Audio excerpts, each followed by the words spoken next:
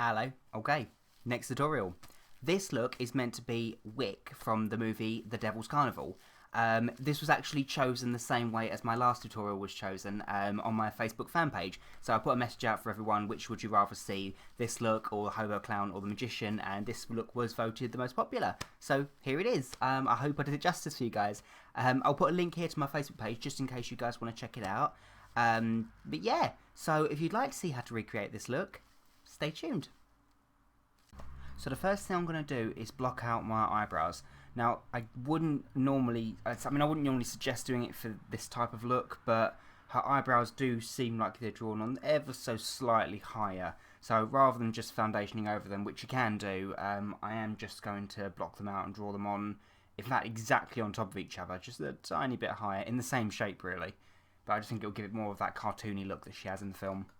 So I'll pop a link here to one of my previous tutorials teaching you guys how to block out your eyebrows, just so I can save some time up in this video.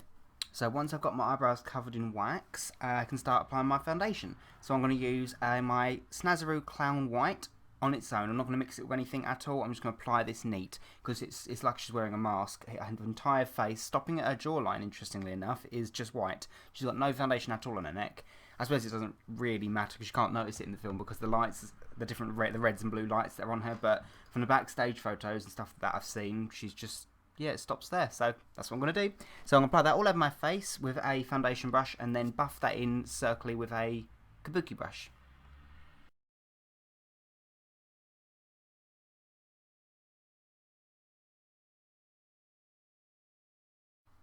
So what I've done is, rather than just having a line going along my chin, I've buffed it out on my chin so it blends out, but there's still no colour at all on my neck, just like the film. So when I'm happy with all the blending, I also did my ears as well, sorry. So when I'm happy with my blending, I'm going to press some Grimace translucent powder in all over my face to set it, make it that much more whiter and just get rid of the shine. So now I've got that done and my foundation's all set, I can start on the next step, which is going to be the eye makeup. So, I mean, I've paused the film as much as I can and gone through as many photos as I can. It's really hard to tell what eye makeup she has on. All I can tell is there's some kind of gold glittery shimmer in there with some green, and obviously there's the black running down her face.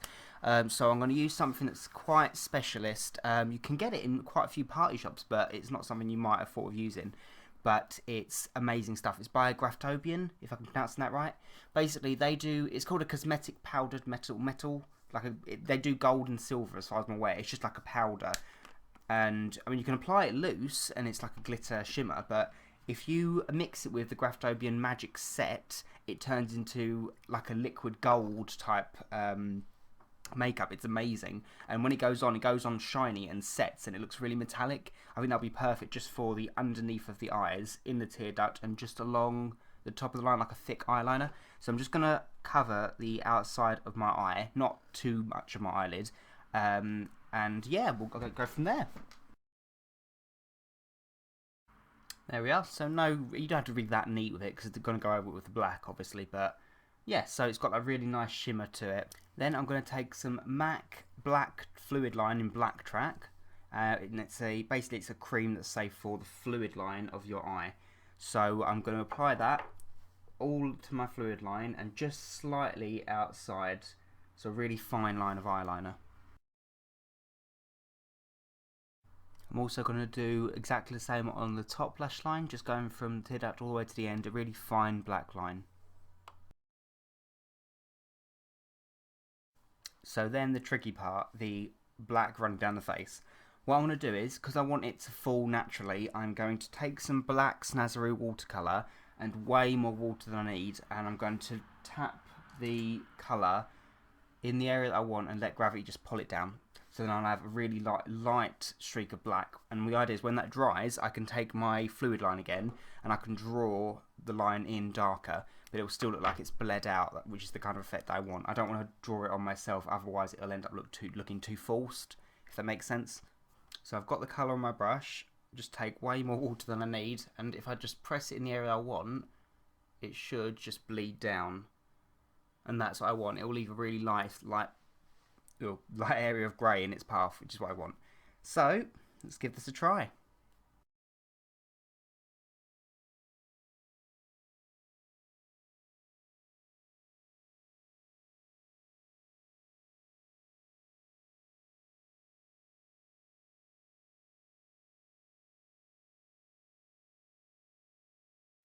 So that's what I'm left with. So I'm going to let that dry.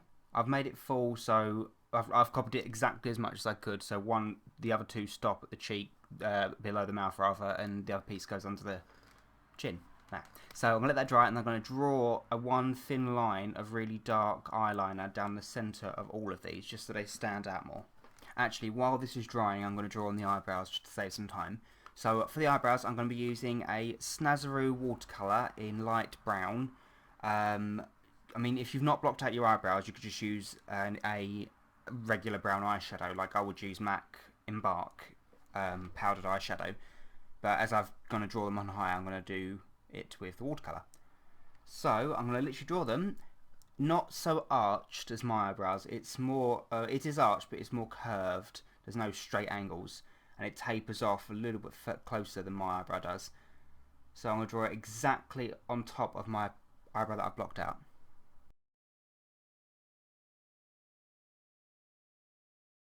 There we are. So not like pencil thin, fairly thick, I guess. You could say that's thick, but thicker than what I usually do. So yeah, so that's that, and now these are dry, I can draw on them. So I'm going to take my MAC fluid line again, and I'm going to take a really fine angle brush, if I can find one, and I'm going to draw right down the centre of all of these lines. So just stagger it in some places, making it a little bit thicker in places than others. Also, can't forget her beauty mark. She's got one on the side that has one tear, just where you'd have a Madonna piercing. Then, still taking the fluid line, I'm going to draw.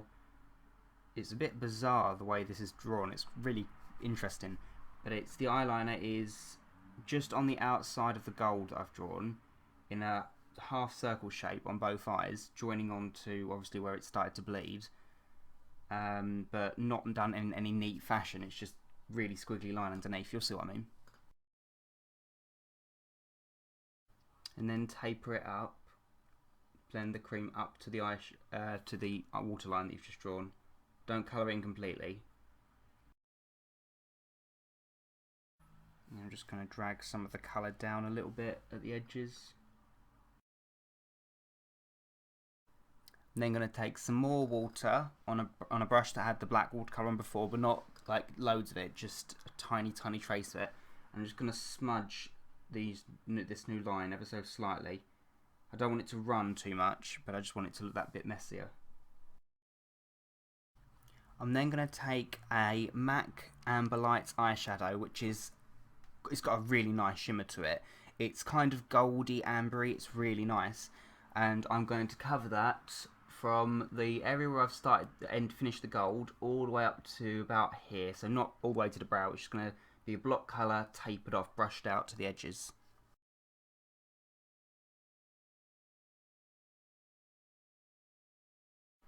For the eyelashes, I'm going to use lashes that I really don't like using, but it does work for the look in the film, I'll say that. Basically, they're lashes that swoop off to the side, so I'm going to use these ones here.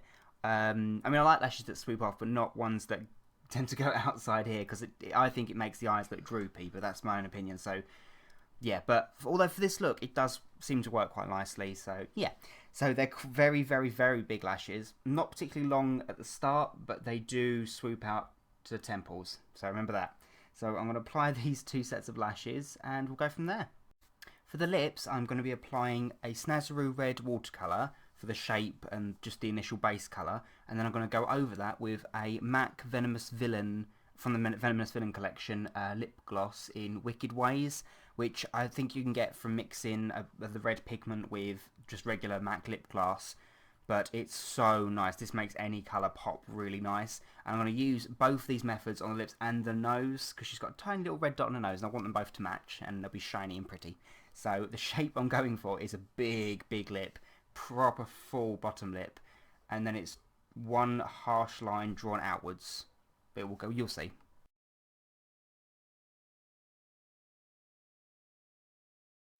Then I'm going to take an angle brush so I can get a really nice sharp line, And I'm going to just quickly draw a line going out, not too far. It's supposed to stop in between these two lines and just go a tiny bit out from here, but it's got to be symmetrical. So when you've done that, I can take the same colour and do a small circle on the tip of the nose. And then I can go in with the lip gloss and colour that all over the lips, being really careful not to make these lines too thick, and on the nose, just to make them extra shiny and a tiny bit darker. I'm then going to take my sleek blush palette in 366 Pink Sprint, and I'm going to use this really nice colour here, which is called Pink Teeny. And I'm going to use it really, really lightly, so really not that heavy, okay? And I'm going to put that, obviously, on the apples of my cheeks. But what am I talking about? It's going to be quite heavy. It's going to be on white, so yeah. So starting just the apples of your cheeks all the way up to the temples. There we are. And that's it. So I popped on my wig, which is the closest I can get to the film. It's like a long black wavy wig that I've just put up in bunches, like one here and one here in different shapes, and I've put some ribbons in it just to make it look more messy and random like it is in the film. The costume I've not got because she has like a corset in the film, so I've improvised. So I've got different belts strapped on basically like they are in the film, and I've just popped on this jacket, this gothic punky jacket, just because I think it goes with it kind of. And she's got red and black striped gauntlet type things on with purpley black gloves as well, so at least I can do that. And so yeah, this is the closest I can get to this look. I really hope you guys enjoyed it. Thanks again to everyone that voted on my Facebook page for this look. It's fun doing this voting thing. I'm definitely going to do this again. Check out my Facebook page here if you guys want to see like pictures of looks before they're uploaded and help me choose which looks I'm going to do, maybe like I did with this one. And yeah, so thanks again for watching. If you like it, make sure to rate, comment, subscribe as the usual. Yeah, so until next time, bye.